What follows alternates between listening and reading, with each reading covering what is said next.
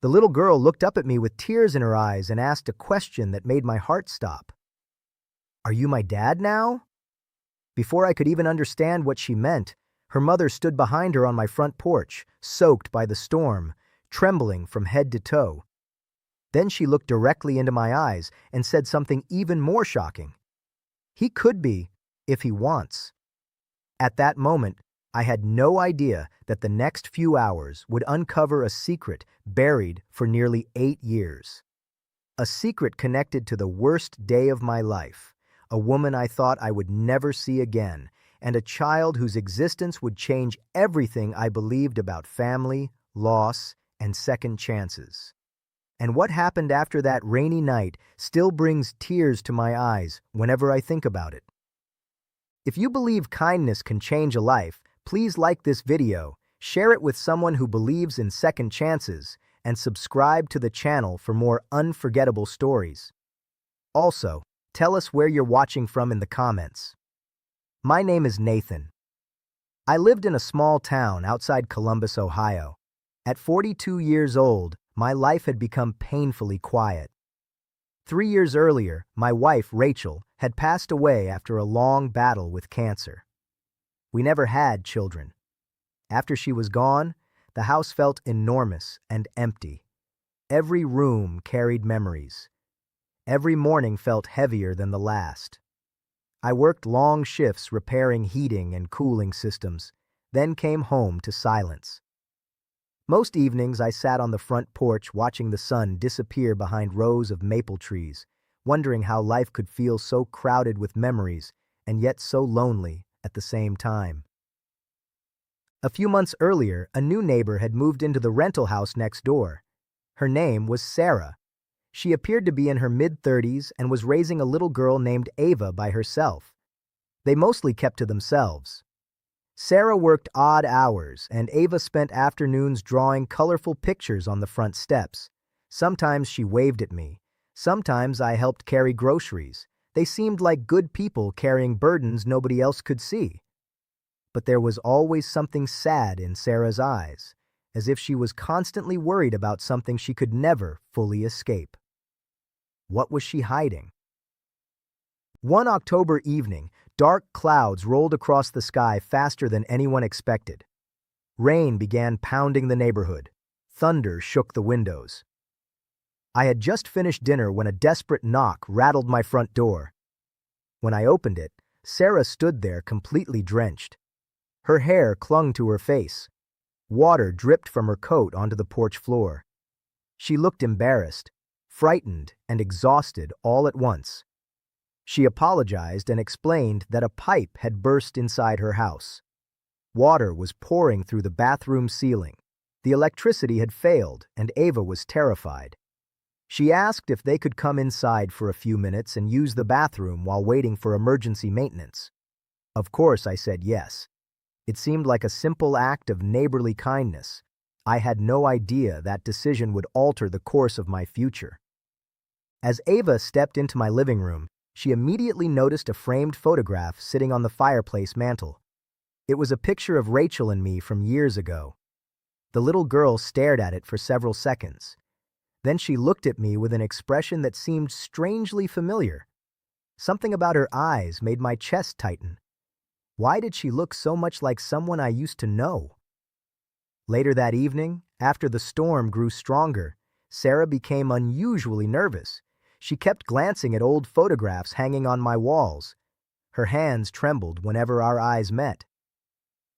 Finally, after Ava had fallen asleep on the couch under a blanket, Sarah asked me a question I never expected.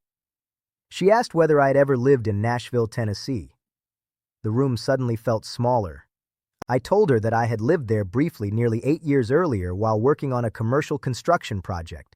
It had been one of the hardest periods of my life. Rachel and I had temporarily separated because of financial stress. We eventually reunited, but those months remained painful memories. Sarah lowered her eyes and quietly admitted that she had lived in Nashville at the same time.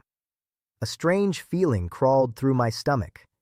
Then she revealed something that completely shattered my understanding of the night. Years earlier, during a severe thunderstorm remarkably similar to this one, she had knocked on my apartment door. Her car had broken down. She needed help and asked to use my bathroom while waiting for roadside assistance. I barely remembered it at first. But as she described the details, fragments returned to me. I remembered offering her dry clothes. I remembered making coffee while she waited. I remembered a frightened young woman trying desperately to hide tears. And then I remembered something else. Before leaving that night, she had confessed she was escaping an abusive relationship. I had given her money for a motel room and information about a local shelter. After that, I never saw her again. Or so I thought. Tears filled Sarah's eyes as she explained what happened next. The shelter helped her start over. She found work. She rebuilt her life. Months later, she discovered she was pregnant. The father had abandoned her long before. Terrified and alone, she nearly gave up hope. But she never forgot the stranger who showed her kindness when she believed the world had abandoned her. That stranger was me. I sat speechless. Then came the first emotional twist that neither of us expected. Sarah reached into her purse and pulled out a worn envelope. Inside was a letter addressed to me. She explained that she had written it 7 years earlier, but never mailed it because she couldn't find me. The letter thanked me for saving her life. She admitted that on the night we met in Nashville, she had been planning to end everything. She felt trapped, broken, and completely hopeless. But one act of compassion from a stranger convinced her to keep going. As rain hammered against the windows, I struggled to process what I was hearing. I thought I had simply helped someone for an evening, yet that small decision had changed the direction of another human life forever. But the biggest surprise was still coming. The next morning, maintenance crews repaired Sarah's house. As she packed her belongings to leave, Ava ran into my kitchen carrying a drawing she had made. The picture showed 3 people holding hands beneath a bright yellow sun. One person was Sarah. One person was Ava. The third person was clearly me. That was when the little girl looked up and asked the question that gave this story its title. "Are you my dad now?" I froze. Before I could answer, Sarah stepped into the doorway. Her eyes filled with emotion. Then she quietly said, "He could be, if he wants." The room fell silent.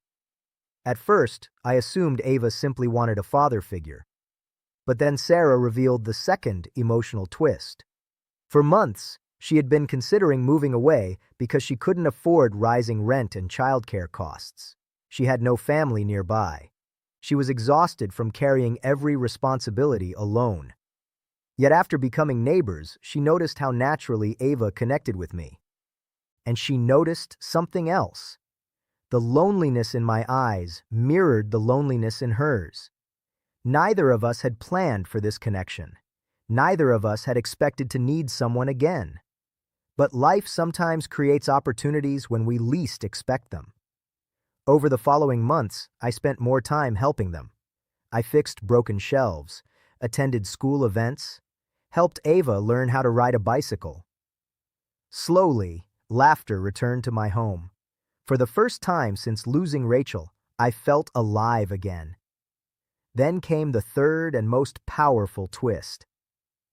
One afternoon, while cleaning old boxes in the attic, I found a journal Rachel had written during her illness.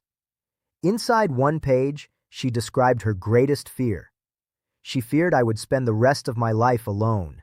But near the bottom, she had written a sentence that left me crying for nearly an hour. She wrote that if she was ever gone, she hoped I would find a reason to love life again and share my heart with people who needed it. Reading those words felt like receiving a message from beyond time itself. Maybe this wasn't betrayal. Maybe it was healing. Maybe Rachel's love had prepared me for this moment all along. If this story has touched your heart so far, please take a moment to like the video and subscribe.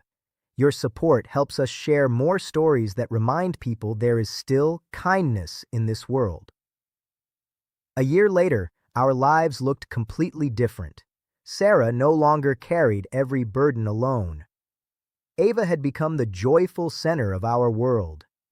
The empty house that once echoed with silence was filled with laughter, movie nights, school projects, and weekend breakfasts.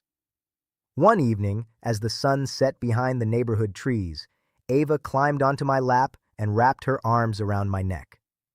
She smiled and said she was glad that storm happened. So was I, because without that storm, none of us would have found each other. And before we finish, I want to ask you something. Comment, "Kindness wins," if you believe one small act can change someone's future. A few months after that, Sarah and I married in a small ceremony attended by friends, neighbors, and people who had helped us along the way. When Ava walked down the aisle scattering flower petals, there wasn't a dry eye in sight. As I stood there looking at my new family, I realized something extraordinary. The greatest moments in life often begin with the smallest decisions: a knock on a door, an offer of help, a moment of compassion. Years earlier, I thought I was simply helping a stranger use a bathroom during a storm. I never imagined that act would save a life, create a family, and heal a broken heart, including my own. And that is why I believe kindness is never wasted. You may never see the results immediately. You may never know whose life you touched. But somewhere, somehow, a simple act of compassion can travel farther than you ever imagined. Sometimes it returns years later in the form of hope. Sometimes it returns as love.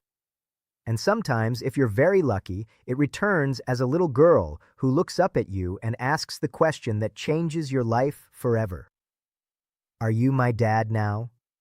And this time, the answer was yes.